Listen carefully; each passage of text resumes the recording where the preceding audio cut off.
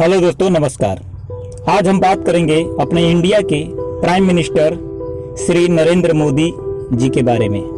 जानेंगे उनके जीवन के कुछ उतार चढ़ाव पहलुओं को। तो बने रहिएगा हमारे साथ वीडियो के अंत तक। तो वीडियो स्टार्ट करने से पहले आप लोगों को एक बार मैं याद दिलाना चाहूंगा कि अगर आप चैनल पर पहली बार आए हैं तो चैनल को सब्सक्राइब कर लें और घंटा दबाना मत भूलिएगा। तो चलिए दोस्तों, वीडियो को स्टार्ट करते हैं।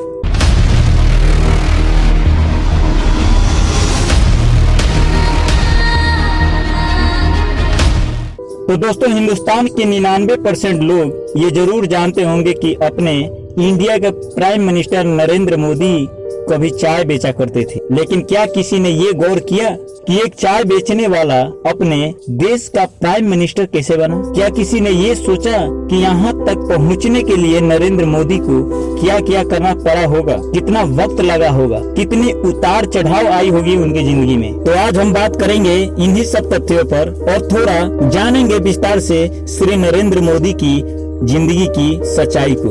दोस्तों, श्री नरेंद्र मोदी का पूरा नाम नरेंद्र दामोदर दास मोदी है। इनका जन्म बॉम्बे राज्य के मेहसाना जिला में स्थित वडनगर ग्राम में सन 17 सितंबर 1950 में हुआ था। इनके पिता का नाम दामोदर दास मूलचंद मोदी है।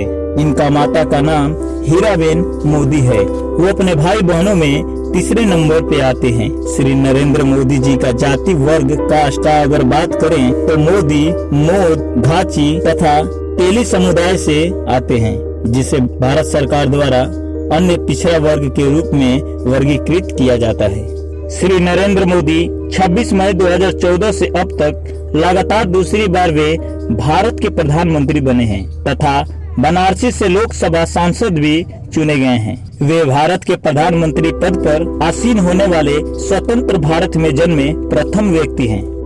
इससे पहले वे 7 अक्टूबर 2001 से 22 मई 2014 तक गुजरात के मुख्यमंत्री रह चुके हैं। श्री नरेंद्र मोदी भारतीय जनता पार्टी भाजपा एवं राष्ट्रीय स्वयंसेवक संघ RSS के सदस्य भी रह चुके हैं। वडनगर के एक गुजराती परिवार में पैदा हुए श्री नरेंद्र मोदी ने अपने बचपन में चाय बेचने में अपने पिता की मदद की और बाद में अपना खुद का टी स्टॉल चलाया।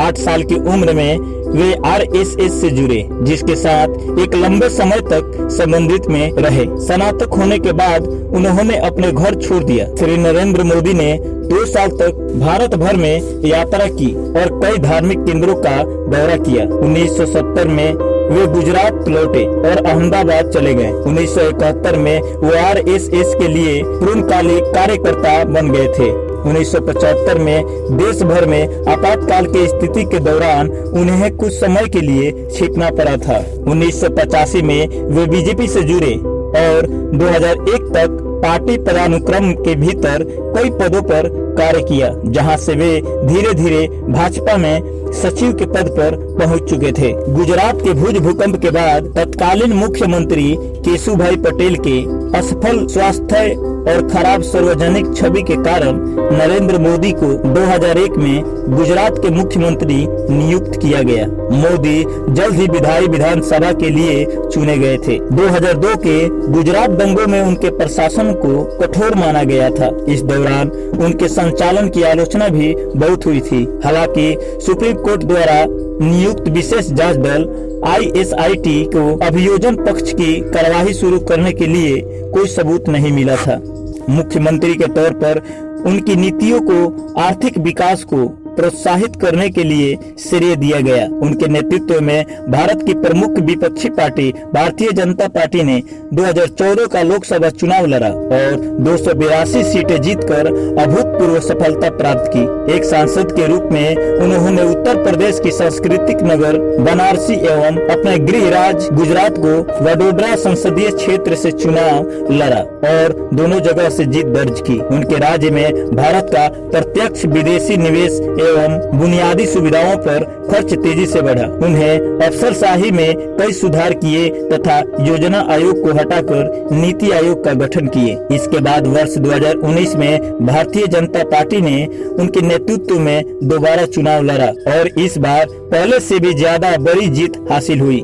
पार्टी ने कुल 303 सीटों पर जीत हासिल की। भाजपा के समर्थक दलों यानी एनडीए को कुल 352 सीटें प्राप्त हुए। 30 मई 2019 को शपथ ग्रहण कर नरेंद्र मोदी लगातार दूसरी बार प्रधानमंत्री बन चुके थे। इससे पूर्व वे गुजरात राज्य के 14वें मुख्यमंत्री रहे। इन्हें उनके काम के कारण गुजरात की जनता ने लगातार 4 बार 2001 से 2014 तक मुख्यमंत्री चुना। गुजरात विश्वविद्यालय से राजनीतिक विज्ञान में स्नातकोत्तर डिग्री प्राप्त नरेंद्र मोदी विकास पुरुष के नाम से जाने लगे। वर्तमान समय में देश के सबसे लोकप्रिय नेताओं में से हैं। टाइम पत्रिका ने मोदी को पर्सनल ऑफ द ईयर 2013 के 42 उम्मीदवारों की सूची में शामिल किया है। अटल बिहारी वाजपेयी की तरह नरेंद्र मोदी एक राजनेता और कवि भी हैं। वे गुजराती भाषा के अलावा हिंदी में भी देश प्रेम से लोतप्रोत कविताएं लिखते हैं।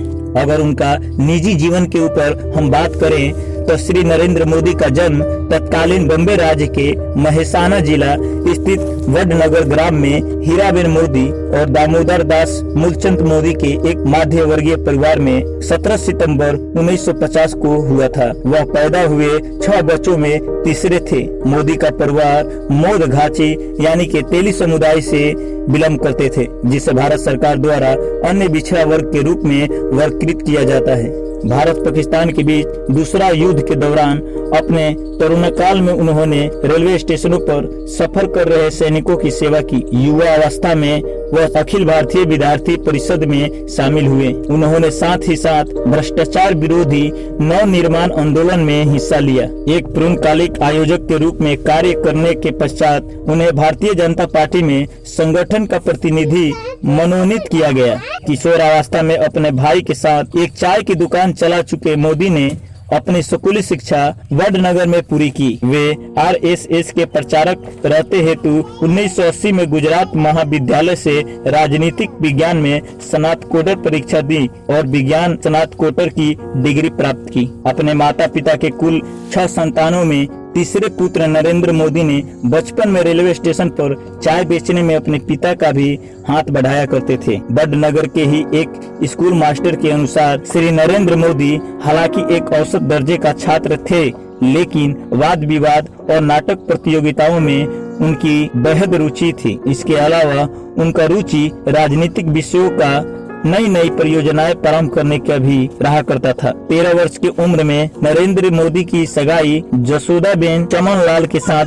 कर दी गई और जब उनका विवाह हुआ तब वह मात्र 17 वर्ष के थे। फाइनेंशियल एक्सप्रेस की एक खबर के अनुसार पति पत्नी ने कुछ वर्ष साथ रहकर बिताए, परंतु कुछ समय बाद वे दोनों एक दूसरे के लिए अजनबी हो गए, क्योंकि नरेंद्र मोदी ने उनसे कुछ ऐसी ही इच्छा व्यक्त की थी। जबकि नरेंद्र मोदी की जीवनी लेखक ऐसा नहीं मानते। उनका कहना है उन दोनों की शादी जरूर हुई थी, परंतु वे दोनों एक साथ कभी नहीं रहे। शादी के कुछ वर्षों बाद नरेंद्र मोदी ने घर त्याग दिया और एक प्रकार से उनका वैवाहिक जीवन लगभग समाप्त ही हो गया था। पिछले 4 विधानसभा चुनावों में अपनी वैवाहिक स्थिति पर खामोश रहने के बाद नरेंद्र मोदी ने कहा कि अविवाहित रहने की जानकारी देकर उन्होंने कोई पाप नहीं किया। नरेंद्र मोदी के मुताबिक एक शादीशुदा के मुकाबले अविवाहित व्यक्ति भ्रष्टाचार के खिलाफ जोरदार तरीके से लड़ सकता है, क्योंकि उसे अपनी पत्नी तथा परिवार व बाल बच्चों की कोई चिंता नहीं रहती है। हालांकि नरेंद्र मोदी ने शपथ पत्र प्रस्तुत करते हुए जसोदाबेन को अपनी पत्नी स्वीकार किए हैं। तो दोस्तों, आज की वीडियो में इतना ही।